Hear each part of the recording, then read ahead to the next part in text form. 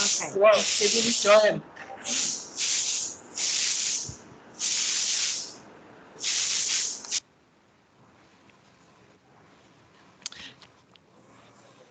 I think we'll give it one more minute and then we'll get started.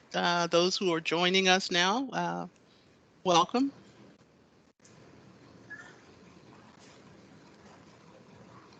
I just want to point out that Bella Estaquino from our project in the Philippines has joined the call. She's the project director for a very similar FOA and is carrying out similar research. So Bella, thank you for joining us. And welcome. And hi, Kevin. I see you've joined as well. It's been a while. Okay, I think we'll get started now. It's 11:01.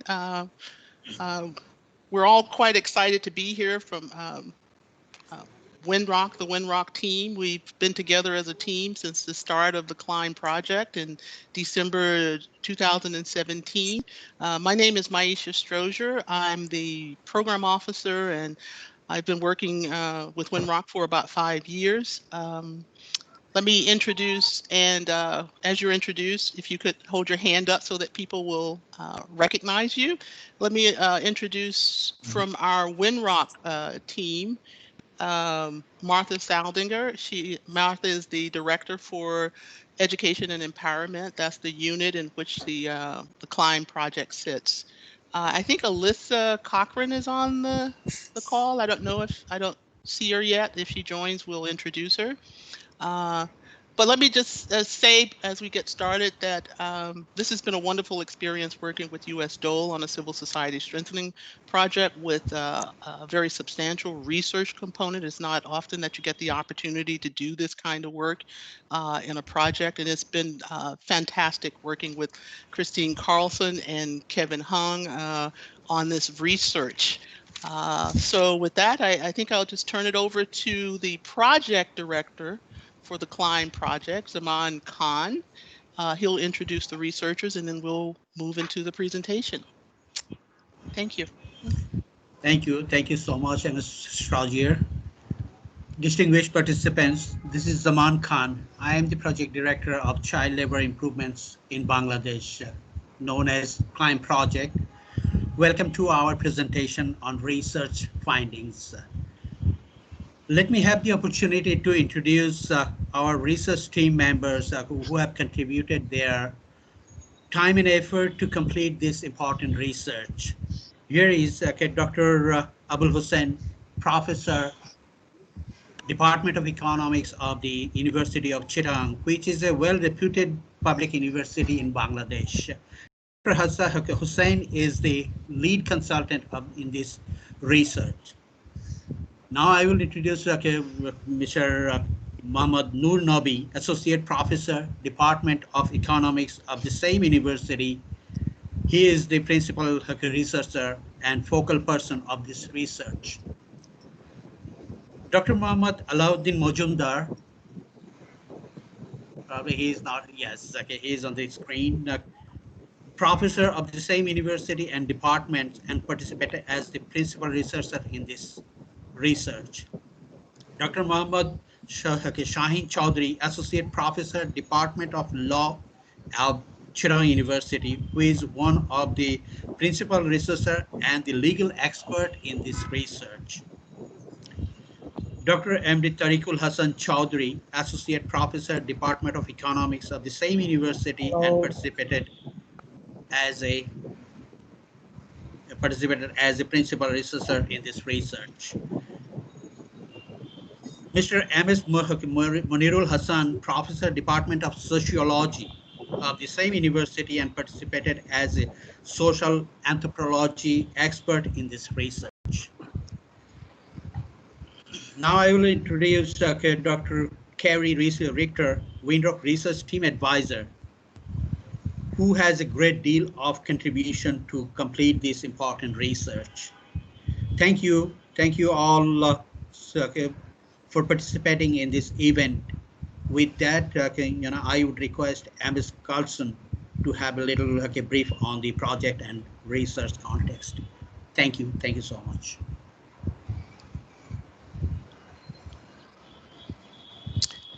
I'm sharing my screen. Can everyone see? Yes. Yes. Yeah, so I'm Christine Carlson. I have the pleasure of being the project manager on this project at the United States Department of Labor, Office of Child Labor, Forced Labor, and Human Trafficking. I got to work closely with our research expert, Kevin Hong, on this project, and we're both, I speak for him, maybe he'll want to say something too, that we're really grateful for this experience. We both learned a lot, and we think it's very important research. So we're very pleased to be part of this webinar today. I would just say as background, though the phenomenon of child labor, forced labor, and forced child labor in the dried fish sector may seem a bit obscure in the great world of development, it is a $100 million industry and has enormous negative impacts on the lives of whole generations of families in the Cox's Bazar region. Our professors, especially Professor Hossein and Noor, put in Herculean efforts to collect data from some of the most vulnerable children and their families in the world. As a way of background, Office of Child Labor, Forced Labor, and Human Trafficking does reports on the worst forms of child labor. Incidentally, this will be published in about a week, including updated information on Bangladesh. For context on this project, in Bangladesh, an estimated 10% of children aged 5 through 14 engage in child labor. Within agriculture, the high demand for dried fish is plagued by some of the worst forms of child labor. US Dole is using its very long time history with the government of Bangladesh to direct attention and resources towards alleviating these children's plight. I'm also just see that I'm joined by my colleague Keith Goddard, who also works in Bangladesh a great deal, a real expert, especially working with the labor unions. Just to get back, these children that we're working with face harsh working conditions that rob them of their childhoods, and many get sick from exposure to chemicals such as arsenic used in the drying of fish, and few find opportunities to get an education or find a better future. The data used from this report will be used to strengthen civil society's ability to advocate for government, employer, and other stakeholder commitment to helping these children and enforcing existing policies and laws. So thank you, and I will turn it back to Zaman. Thank you. Thank you so much, Ms. Carlson. Dear participants, the ultimate objective of the CLIMB project is to contribute to reduce child labor and increase acceptable condition of work in the dried fish sector, particularly in the southeast region of Bangladesh. While the project objective was to improve the capacity of the civil society so that they can understand and address child labor and forced child labor issues and promote acceptable condition of work for the children in the dried fish sector. This project is being implemented with 3 distinct outcomes to achieve. So to achieve those are to increase civil society organizations' capacity so that they can identify accurate information from the field on the nature and scope of child labor, forced child labor, and condition of work in the dried fish sector. The other 2 outcomes are also very important for and pertinent for the project, and those are to improve the civil society organizations' capacity so that they can raise awareness and advocate for the protection of children from the child labor, forced child labor, and unacceptable condition of work. The third important outcome is to improve the civil society's capacity so that they can address the lack of skills and economic alternatives for the households those are involved in dried fish processing. Today, to achieve this outcome number 1, the CLIMB project identified a interdisciplinary team of researchers from the University of Chittagong that have wider experience in primary research, workplace survey, and so on. So with this, thank you all. And against this background, I would request Dr. Hossein to brief on the research findings. Thank you. Thank you so much. Thanks a lot, Dr. Mr. Zaman Khan. It's nice to be part of this great occasion that addresses a serious social problem, the child labor, as Ms. Carlson pointed out. We all know child labor is a reality in the developing countries. Child labor exists in many sectors in Bangladesh too. The dried fish sector represents one of the most difficult environments in which the child workers find themselves. The CLIMB project concerns child labor involvement in the dried fish processing establishments in the Cox's Bazar district of Bangladesh that tend to extensively use child workers. I feel privileged to be presenting the work of an excellent research team comprising my colleagues from the University of Chittagong. The research was aptly supported by the Winthrop and US Dole personnel designated for this project. Thank you, Winthrop and US Dole. Before I go on to share the findings of the research, let me spend a few moments on the methodology of the study. We began with a comprehensive review of the existing literature on the methodology and the legal framework. From an examination of the ILO conventions, the international laws, as well as the Bangladesh laws, we have come up with working definitions of child labor, forced child labor, worst forms of child labor, as well as hazardous work for children. In the light of the objectives and outcomes of the CLIMB project, as outlined in the TOR, we justified and pursued a mixed methodology combining qualitative and quantitative tools.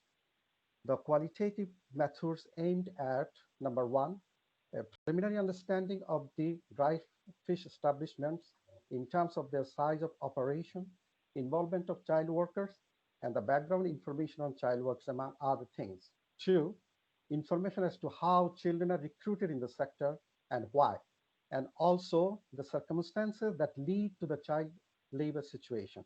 Three, constructing a sampling frame for the quantitative survey.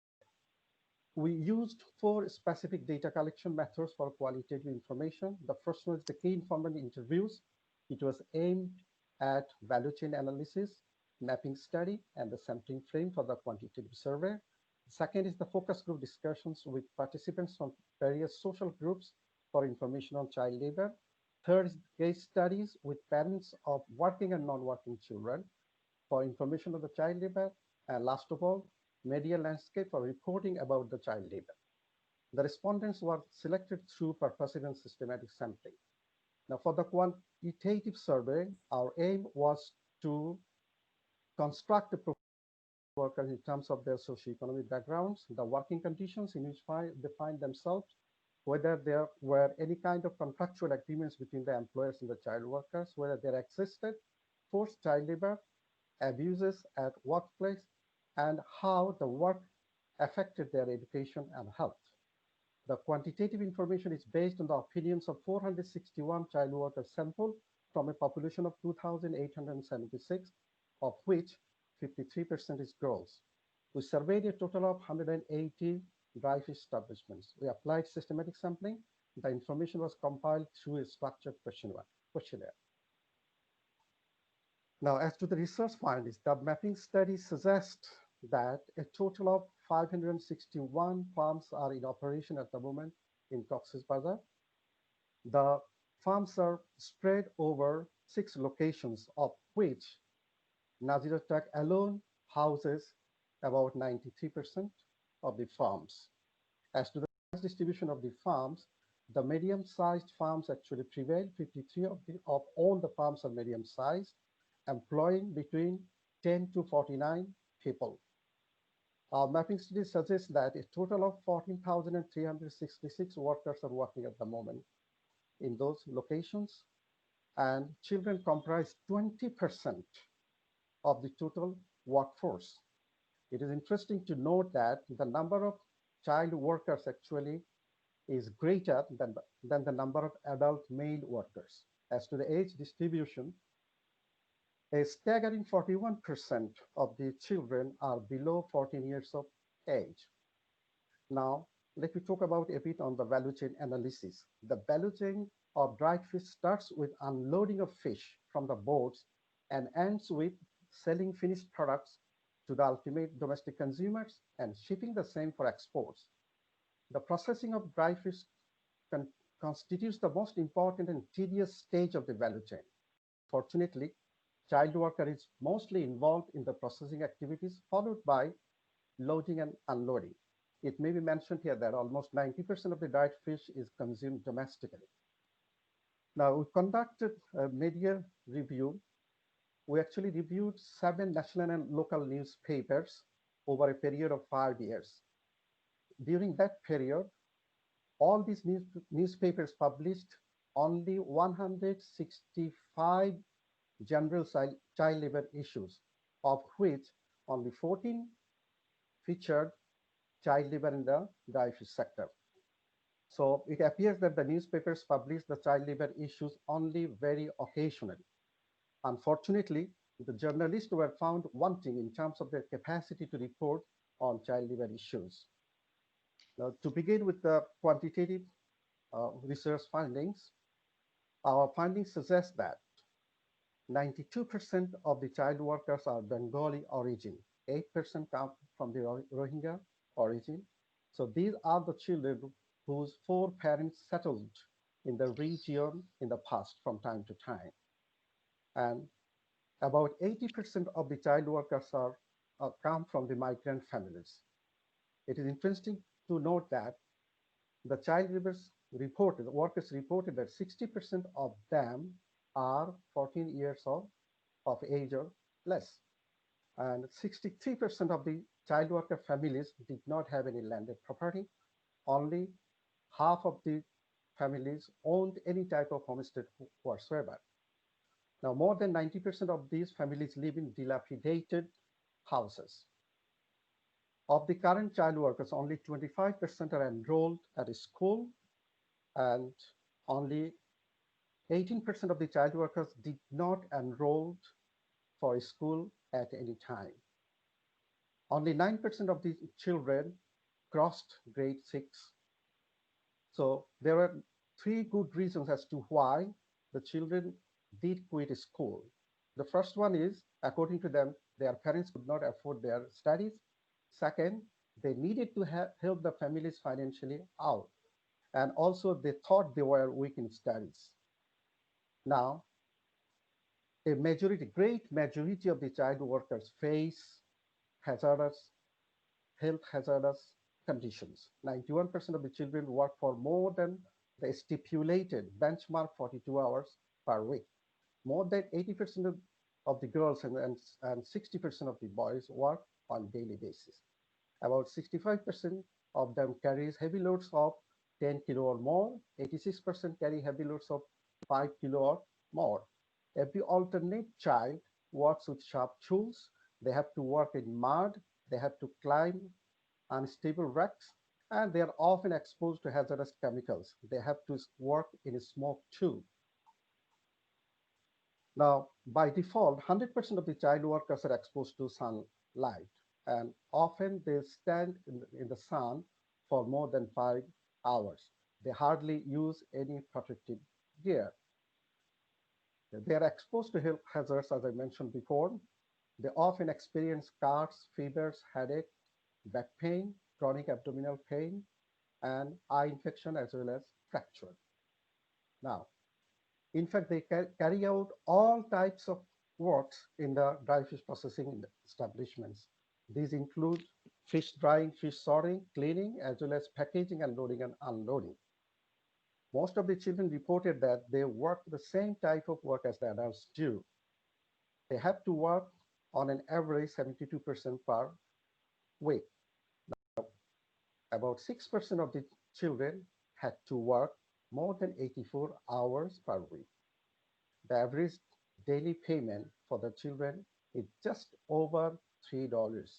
And for the contractual workers, it is even less than that, 50% of what a regular permanent child worker would be getting. So it has to be noted that child workers get much less than the adult workers, although they claim that they work the same amount of work as the adults do. Now, abuses in the workplace is a commonplace.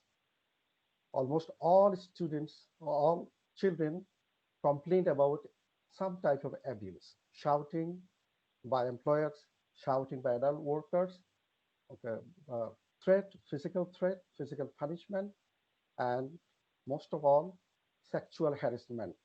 35% of the girls reported that they were sexually harassed.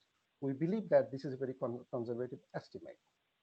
Now, if we go by the work hour criteria, 98% of the child workers fall into the child labor category. 100% of them are engaged in hazardous nature of work, and 23% of them in forced child labor.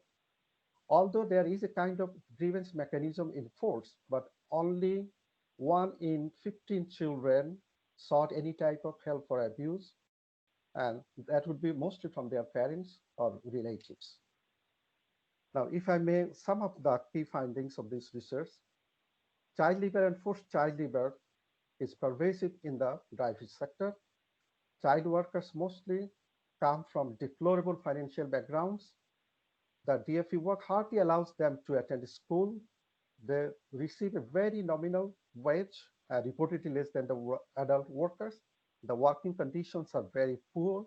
The nature of work is hazardous to the children, and child workers hardly use any protective gear. They are subjected to shouting, beatings, and physical assaults, as well as sexual harassment. And most of all, the media personnel lack the skills necessary to report on child labor issues, particularly in the dry fish sector context. Now, we made a few recommendations too based on our findings. As of now, the dry fish sector has not been included on the list of the hazardous work list. So we recommend so. Child workers should be assisted in filing grievances against any workplace abuse. The government should introduce community monitoring that might help minimize abuse of child workers. The owners should be made aware of the child labor laws as well as the consequences of violating the same. We need to ensure accessibility to schools and alternative learning programs. So that the government should introduce some kind of an incentive regime in the form of scholarship, which might help parents to decide to keep their children in school. We need to implement programs to enhance knowledge and reporting skills of journalists on the child labor. The civil society people, including the local NGOs, educators, government social services agencies, should be providing services in the Cox's Bazar, and they also should learn more about the conditions that facing the child workers. Now, the present research is in no way an exhaustive account of the child labor issues. Further studies may check the gender dynamics, migration patterns, as well as market dimension. As to the gender dynamics, we have not explored the conditions of the girls that work early morning shifts. And also, we did not explore much about the boys migrating from other regions without the accompaniment of their parents. And also, we don't know how the household economics run. The dynamics of the household economics has not been studied. As to the migration patterns, we need to study on the economics and labor markets of the source communities from where the children come. Now, during the off-season, some children might be migrating to other places for their income. We don't know about it. Now, as a result of change in the climate, some children might be tending to work with the DFS industries. We have not explored that. And most of all, we have not explored the forces of demand and supply of child labor, and also we did not talk about the alternatives to child labor. To conclude, the findings of this research point to a shockingly disparate plight of the children working in the dry fish establishment.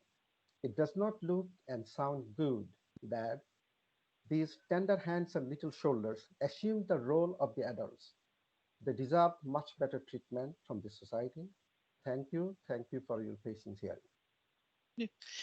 Thank you, professors and other presenters. Now we have an opportunity to open the floor to questions or comments for the professors and for Dr. Richter as well, who worked extensively with the team throughout the CLIMB project.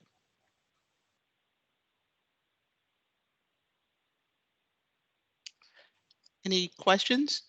This is Christine, the project manager. I'll just kick it off by asking the project staff. I know you've already started to use this knowledge to do your communication strategies. Do you have anything to share from how that's going and how the data is informing those strategies?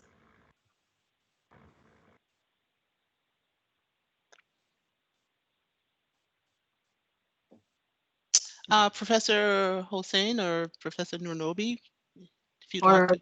yeah, or Project Director Khan. Okay, I can share my experience. As long as we have received all these information, and initially we have shared some of the information among our partner organizations and some of our identified stakeholders. And those informations are very informative, and also, you know, if I can explain it at national level, we are trying to, influence the policy planner to include the dry-free sector into the national plan of action, as well as in the hazardous list. So when we had several consultation meetings where we have presented all these informations to justify the importance and the requirements and the demand of the sector, so that at least the government policy planners they get appropriate and current information on the sector, as well as we are advocating some sort of support or attention by the government to eliminate or reduce the child labor in the dry fish sector. So if I may jump in, as my understanding goes, the research team has to conduct 2 more sessions. One at the regional level, preferably in Cox's Bazar. So we'll have to make a presentation in front of these stakeholders, including the owners, the the parents of the child workers, and also government officials. So which we are planning to do towards the end of this month. I'm sure Mr. Nurnubi, Professor Nurnubi is working on that. So another one is due in Dhaka. Probably we'll do it sometime in October. Thank you. Okay, I want to share one experience. And so while collecting data from Moeshkali, there is a place called Mazechor, and we observed something that the social lag actually. Say, for example, there was 400 families in a village, and there is only one primary school. So after completion of the primary school, no child can go to the high school because the high school is located in the far away from the village, because that is very costly, and also the communication is there is a gap of communication because that is very small island. So what happened there, when the children they pass the primary level, most of the people cannot afford the cost of admitting their children to the high school, and they can live in the Moshkhali proper area. So they start working in the child dry fish sector. So we shared these information with some TNO, that is the Upazila divisional personnel, that you could advocate some high school and some other higher level school, so that the children can get involved into their education. So these are the policy recommendations we already have shared with some of the government levels executives. Okay. We have a question from Basil, and the question is to the researchers. Did you speak with the producers on why they chose children for the work? Yeah, well, we did. Actually, Yeah. KIIs, FGDs, and also case studies suggest that it is convenient to employ the children as they can pay less, number one. Number two, the condition actually sometimes comes from the parents' side. Some parents refuse to work when employers do not want to uh, employ their children together. So these are the two reasons. So on the part of the employers. Now, from the parents' point of view, well, In the absence of a parent, particularly father, children have to work. They don't have a choice. Often the parents actually take advances from the employers. So when they cannot obey the commitment, sometimes they have to ask their children to work for them. And in case of demise of a parent, so there is no choice for the children than to continue with their father's work. Can I Thank you add for. one more point? Okay, the another issue is in terms of cost, it is profitable to hire the children. The another one is most of the time they hang the fishes on the racks, so the children can work height easily because of the low weight. So that is another reason they employ the children in their work. Yeah. Uh, I ano- have yeah, so Go just ahead, Suma. experience what I can share that Cox's Bazar is a tourist area and the market is very competitive and numbers of outlets are selling dried fish. So in order to minimize the cost and to retain in the market, competition, they are using children. And yes, Professor Noor said that the children are used for. There is a particular item of fish which is particularly meant for children, just to attach two fish into one and to hang on the rack. That's why particularly they use these children, and which is really I was really surprised seeing that using these children in this sector. Okay, one more point from the businessman perspective, they have one another argument. So when they hire the woman or men, sometimes they argue to employ their children. They say, for We example, already the covered it. single We mother, already right? covered it. Single mothers. She asks, okay, you should employ my children, otherwise I will not work. So this is the bargaining they usually do because they don't have earning sources. So the businessmen, they actually emphasize on these issues. Sometimes they say that we don't want to hire the children, but we are actually forced to employ them. So that is another reason from the business owner's perspective. Yeah, I have a point to add, Maisha. Yes. Yes, please. Yeah. So one DFE owner said me that it is harder to handle adult workers than the child workers. Okay, Yeah. that's why it's very easy to use them. They obey order very easily, but the adult workers sometimes actually does not comply the order of the DFE owners. That is one important factor.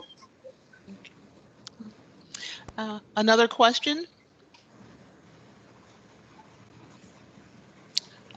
You can ask a question in the chat, or you can simply ask the question. I might ask, what was surprising to the researchers, and how did participating in this research process broaden or deepen your own professional experience as as professors and researchers at a top institution in Bangladesh? How or did it bring new insights to you? Okay, that's a great question, Martha. So the six uh, of the six of us, four are from the Department of Economics. Now we are very well trained in quantitative techniques. We study statistics, econometrics extensively. So although we also study research methodology, but as we prefer to go on with quantitative research, we sometimes neglect the qualitative issues. So this project actually gave us a great opportunity to have a grip on the qualitative methodology on the part of us. So I think I personally learned a lot about the techniques of qualitative research. and also the triangulation.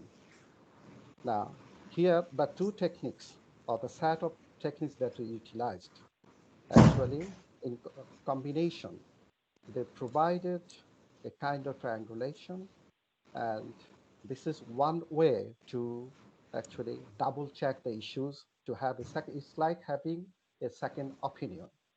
So I think I myself particularly learned a lot about the techniques of uh, qualitative research and as to how to combine the qualitative information with the quantitative ones. So I'm sure my colleagues would like to add to what I just said. Dr. Tarek, Dr. Alauddin, Professor Nabi. Should I? Yes, please. Okay. So as our lead teachers mentioned that we are actually very oil off with the quantitative, and we actually enjoyed working with the mixed method in these research, which also focus simultaneously with the quantitative and qualitative as well. So another challenge and also experience that we had in these research was actually we worked with two competing groups. One side we had the employer, another side we had the employees. So they are actually competing group, right? So working with two group of the people and having all of our expectation to come up with the targeted expectation was actually challenging, and we enjoyed. And because we had to be very bureaucratic to work with the people, right? So even if we just favor the workers, then we had to that the employer they become annoyed, and sometimes we had to face some sort of unpleasant event. Sometimes the employer asks us, please leave earlier, we can't work with because of your presence. So it happened, but we managed to complete our work, and we had a good relation with them. And sometimes we experienced some grievance mechanism, and we helped actually. And me and our lead teacher sir was in some areas actually at that time.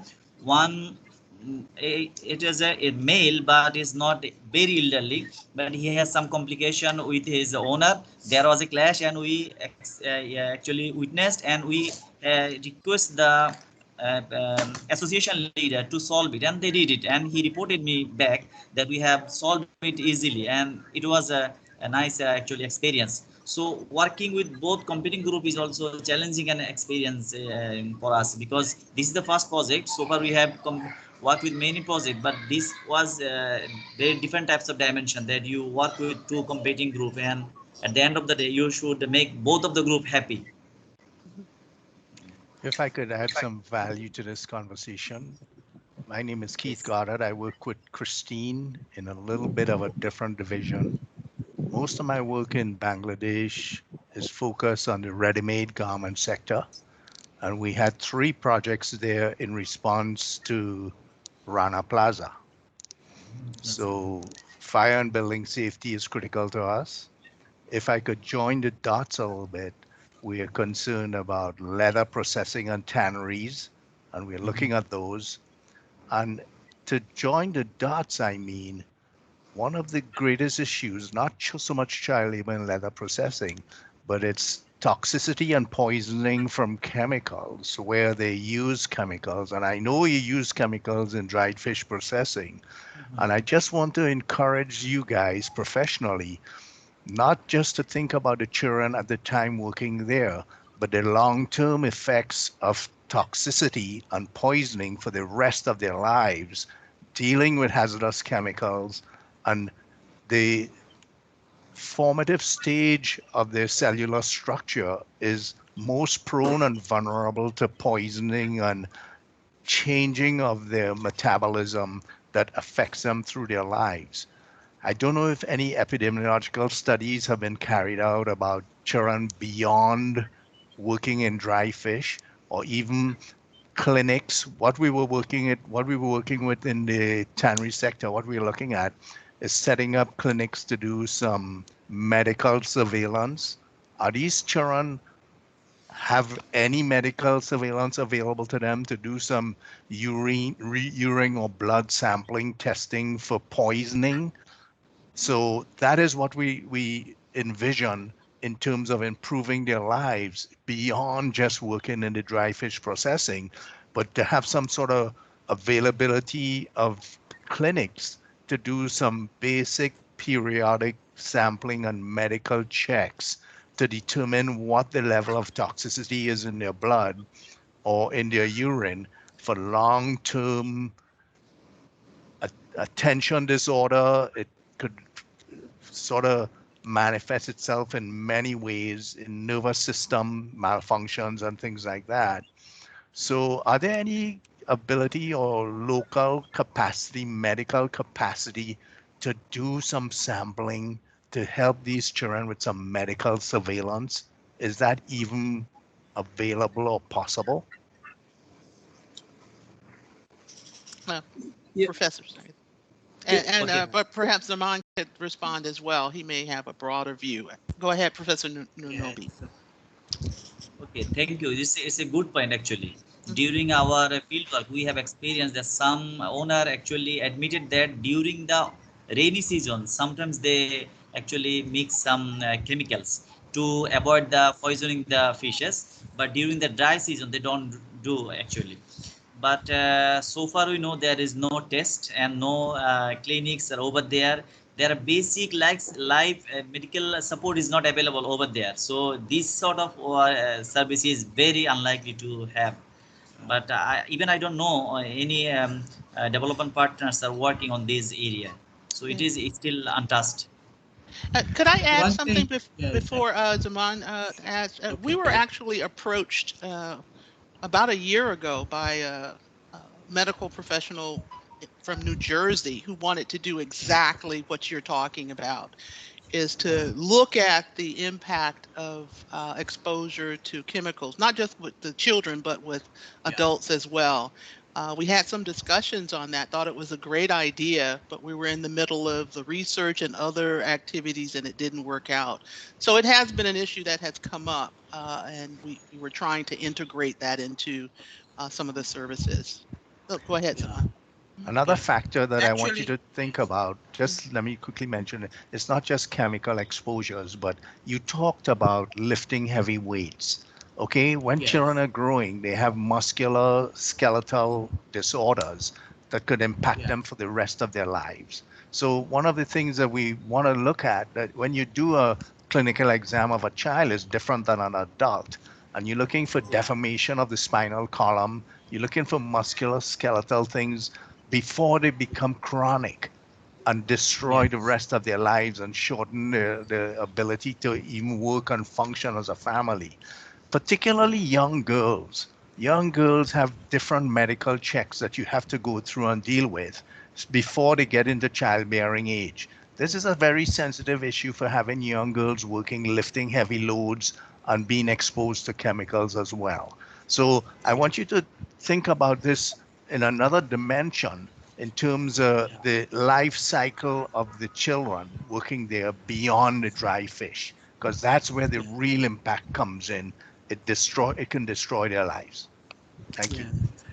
Yeah. Yeah. Actually, I can share my experience that, this climb project is a, combination of three different, different objectives. Okay. And I told you that some of the awareness raising as well as, as we are trying to develop the capacity of the civil societies where all these, all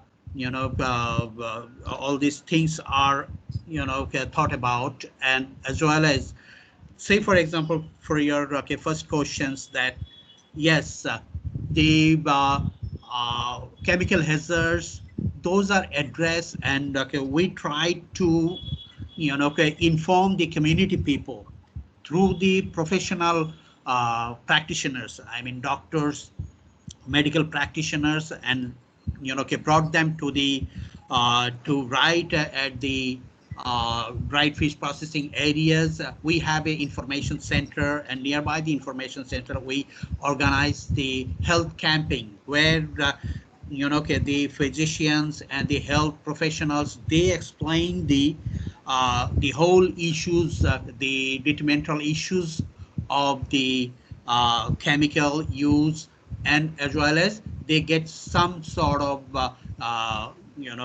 medical supports from the professional doctors.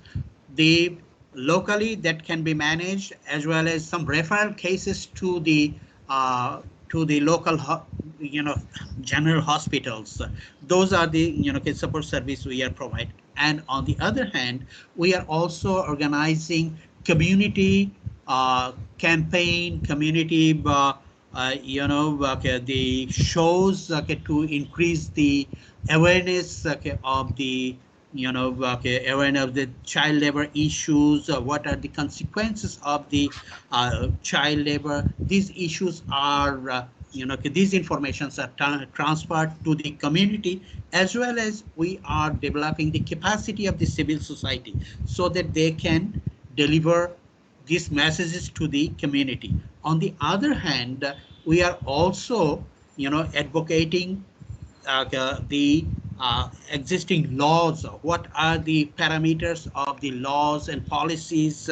What are the actions against the against the child labor could be taken by the law enforcement agencies? Those informations are transferred in this way. Certainly, we will address the chemical issues, particularly the referral issues for identifying the toxications and other things that we are not addressing right now. But the critical cases are referred to the hospitals, as well as the normal cases like scurvy or respiratory treatment. Those are handled by the professionals. In this way, we are trying to address as it is a small 3-year project, we are getting all information from our research as well as our practical experiences. We are trying to address all these issues. Thank you so much for taking this time. Yes, I think a couple of other professors had some comments. Professor Nobi, No, I think you. Professor Hossain. Hossain, Professor Okay. Hossain. Okay, Sorry. well, thank you, Maisha. Mhm. As far as the advocacy part is concerned, I'm sure client project is the other branches, dimensions of the client project are doing fantastic. But the question from Mr. Goddard was about the long-term effects of working in the driving sector for the children. I'm sure this is what examining a case. So as far as our research goes, we did not probe that. And also, I'm sure there are no medical services particularly dedicated to the cause of the child workers. But the child workers actually can help from the medical centers from the setting. So I'm sure it is definitely worth examining the long-term effects of working in the child in the diabetes sector as well as in other sectors. Thank you very much. I think it was Duncan and then Christine had their hands up. Christine. I see Duncan as well. Yes, Duncan. So Christine, why don't you go, and then Duncan, did you have a question, Christine? Yeah, Okay. I would actually. Can I have Duncan ask first? He Okay. has a lot of interesting work in Bangladesh, and we're very pleased he Okay. joined us today. All right, Duncan.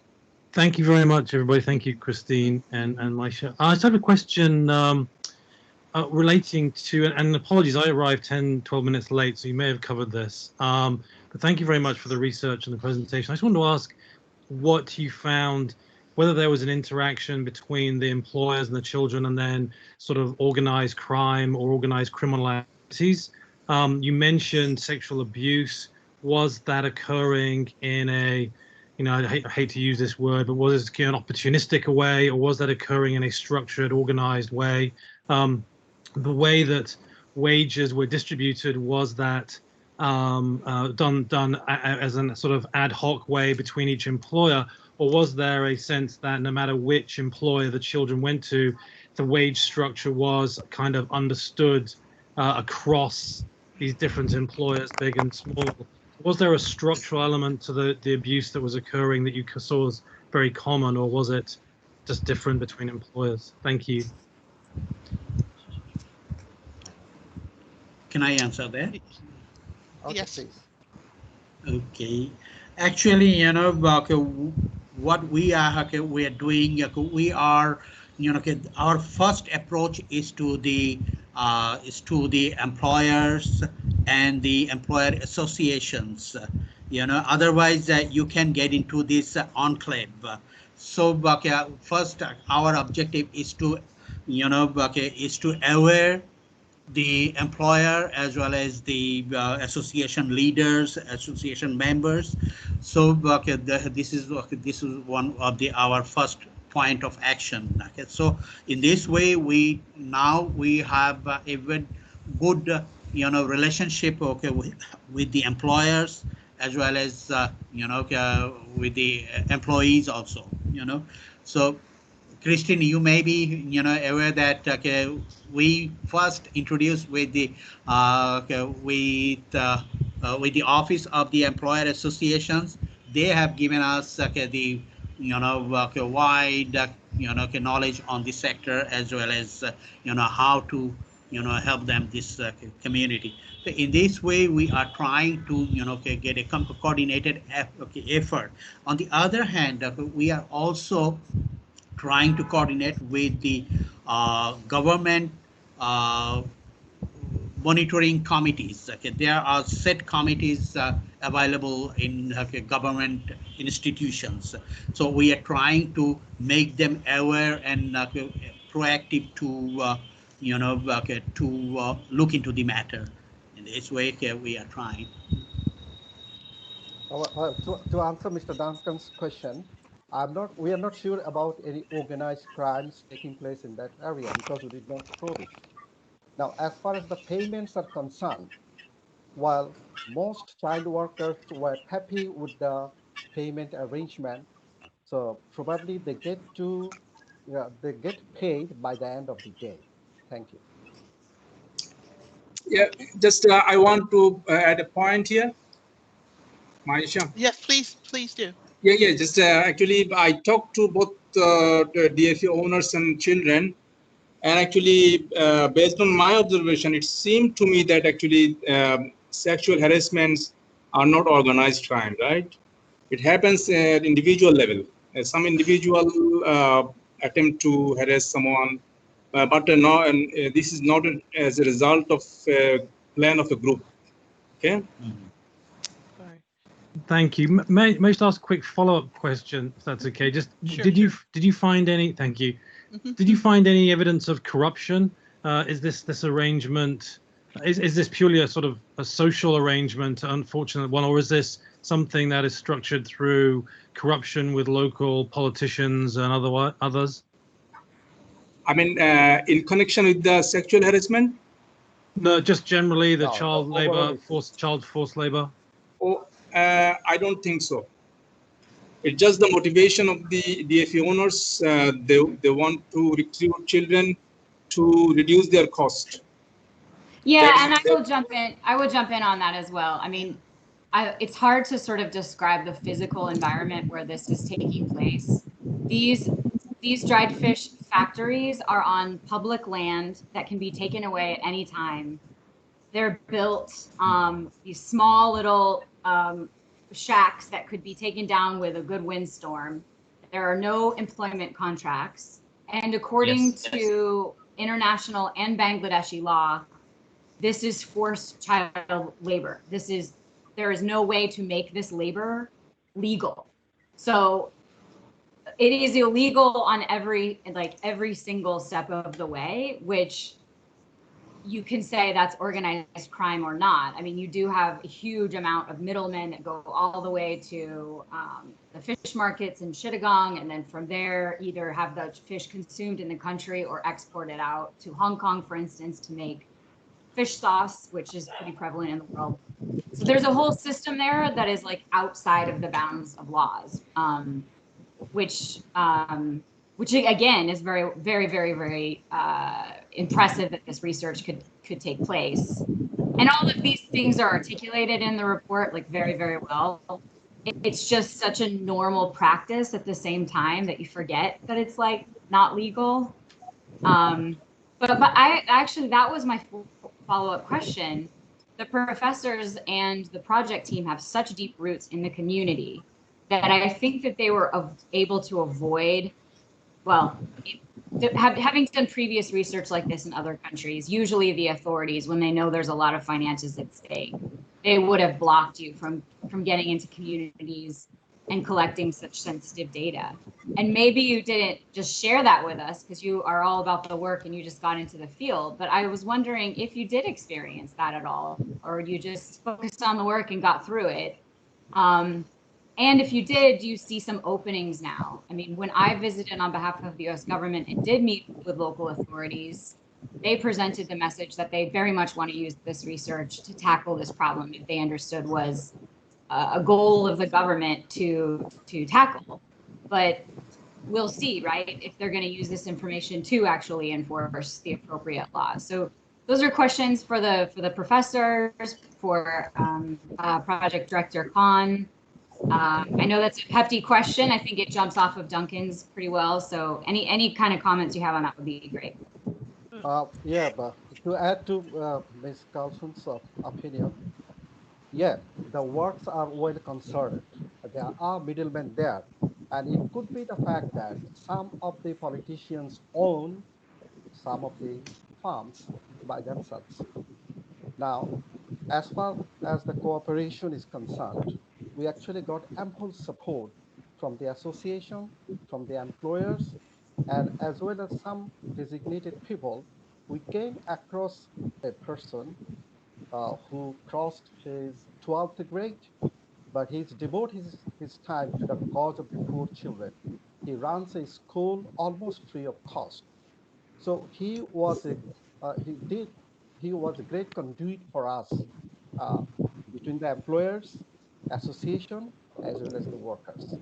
So we did not face any sort of opposition whatsoever. There were odd ones, so I would ignore those issues. Thank you. Anyone else want to Yes, respond?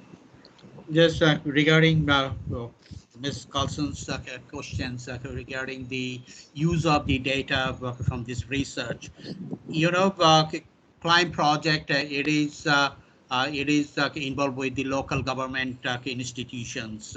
So we participate in their meetings, and we have to represent from the CLIMB projects, and often we shared that we had a research ongoing, and from that time, maybe years back, they started asking for information, and also we are continuously getting information that whether we have completed our research, and with that view, we are trying to coordinate with this in this month. As Professor Hussain said, that the dissemination workshop that will be headed by the local administration authority. The person you met, certainly he is not the same guy, but the same position. He will attend in this meeting along with some other a good number of government institutions work in Cox's Bazar. That is planned, and hopefully we will be able to organize that. And at a national level, we have the demand, and we are planning in the coming month, if situation permits, then we will organize at a national level where we will try to invite people. Thank you so much. Right, we're approaching the end of the hour at this point. It's been a very good discussion following a wonderful presentation. Want to thank everyone for being here, and maybe give Christine an opportunity if there's anything you want to add before we close out. And Christine? Yes, just thank you for everyone for participating and showing up. This is really important information that I do think can have lessons learned for other types of products and research projects for other similar projects around the world. So thank you so much to the professors, especially. I think that you encountered great amounts of challenges in carrying this out, and you always did this with great grace and aplomb, and it's been a real pleasure. So congratulations. And, Thank you. and Thank you very much. just to let Thank you. the attendees know that I believe everyone has access to the final report by now. There are case studies in the annexes. There are plans to do broader publication, dissemination, and publishing of the research. This is the first major research on this sector since I believe 2010 when the data was collected, 2012 when published. So there's a need to get this information out more broadly for to enhance the advocacy and awareness necessary to change policy. So Martha, let me just let you close for us as the director here. And again, thanks to everyone. Go ahead, Martha. Only just to thank everybody and echo the great respect I have for this research team, and to thank iLab and Christine and Kevin and the entire team for the partnership that we have and that has enabled us to bring this research to light. So thank you. Thank you all and have a good day. Bye-bye. Thank you.